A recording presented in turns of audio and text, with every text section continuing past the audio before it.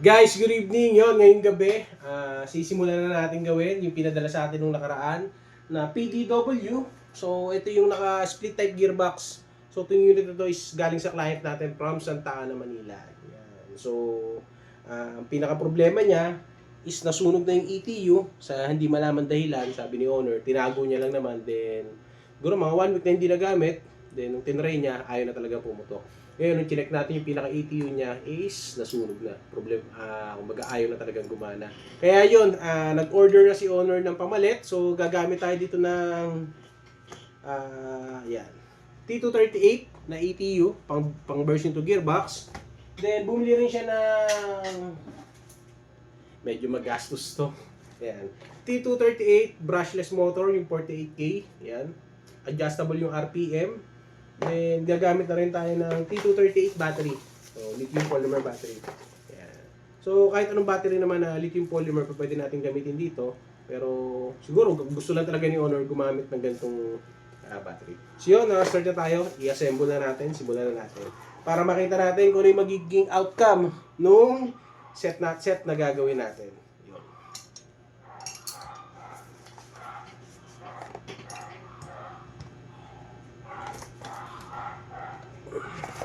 Install muna natin yung switch.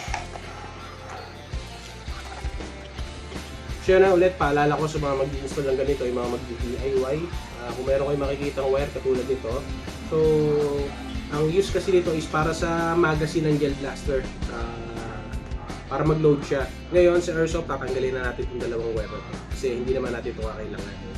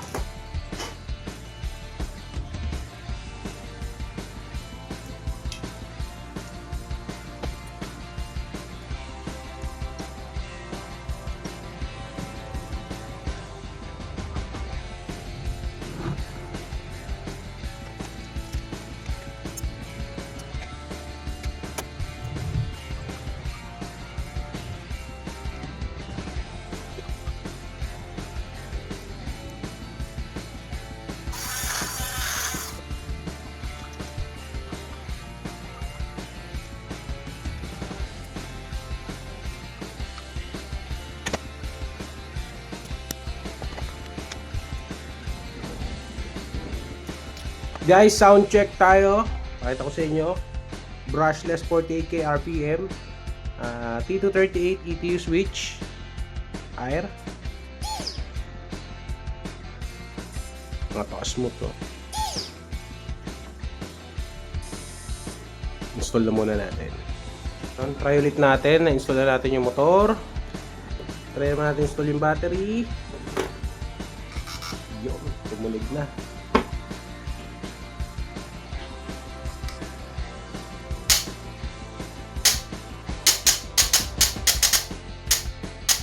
Automatic.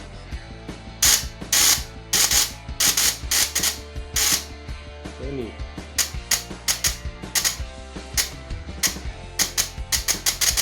May trigger response yan, no?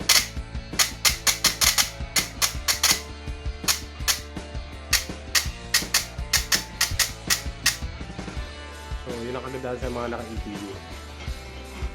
Guys, sound check muna tayo sa ICS PDW na ginamitan natin ng T238 ETU tsaka T238 brushless motor. So ito yung full auto niya, stock gear pa lang to ha.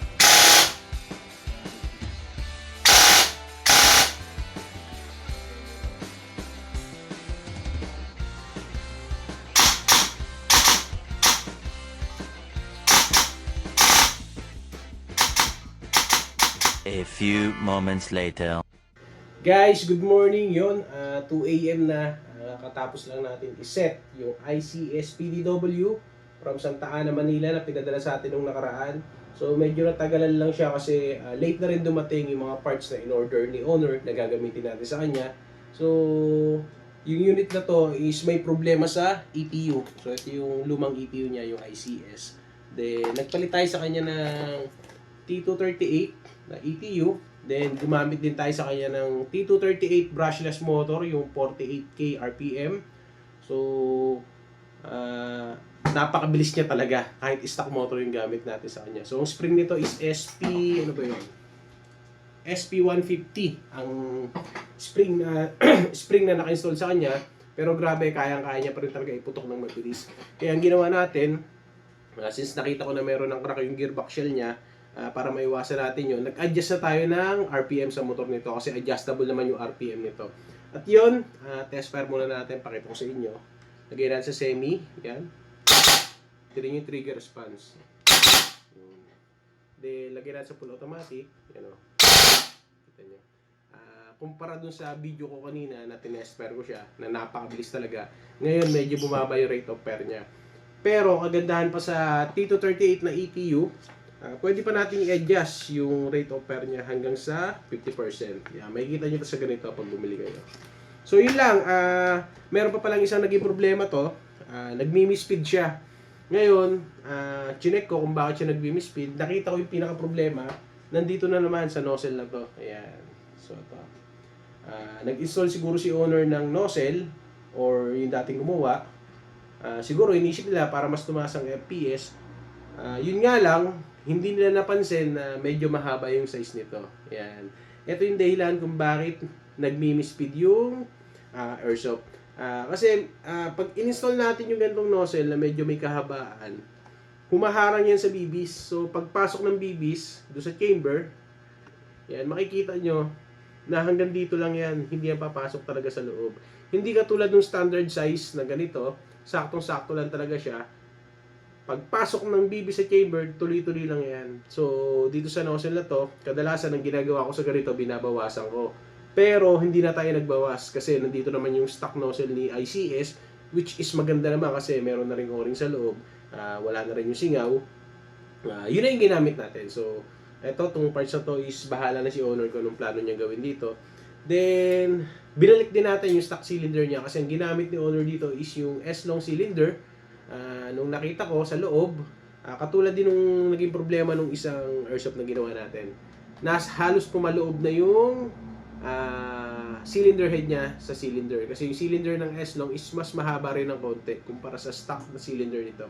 Kaya yun, pinalitan na natin at ngayon, wala na siyang problema. Hindi na siya nagmi-misspeed. Then yung rate of fire niya, kahit ganun kabilis, hindi nyo rin makikita na magmi-misspeed talaga siya. So yun lang, bukas FPS check naman, then stress test natin. Tignan natin kung meron pa tayong may encounter na problema. Pero sa ngayon, yun lang muna. At ulit, sir, maraming salamat po. Update na lang kita pag natapos na to. So yun, ulit, sa mga gusto magpa-repair, magpa-upgrade ng mga airsoft unit, message lang sa page na Cavite Airsoft Zone 2. Send nyo lang yung pictures at video ng mga airsoft unit na gusto nyo pagawa. AEG, o yung mga naka-ETU na ganito. At saka yung mga naka-hybrid ETU, yung mga bagong labas ngayon, gumagawa rin tayo niyan. Then, gas blowback pistol, gas blowback rifle, bolt action sniper rifle, yan. Lahat yan. Basta airsoft, kaya-kaya natin gawin yan. So yun lang ulit ha, paalala sa mga magdi-DIY upgrade. Wala namang problema kung i-try natin, kung hanggang saan yung kakayanan natin. Pero syempre, minsan hindi rin naman masama magtanong. Sa akin, libre lang magtanong, message lang kayo sa page anytime. Katulad ng mga ganitong parts yan. Para malaman natin kung compatible ba talaga sila. At yung kung ano yung pwede natin gawing paraan para magamit natin sila ng tama. So yun lang po, maraming salamat.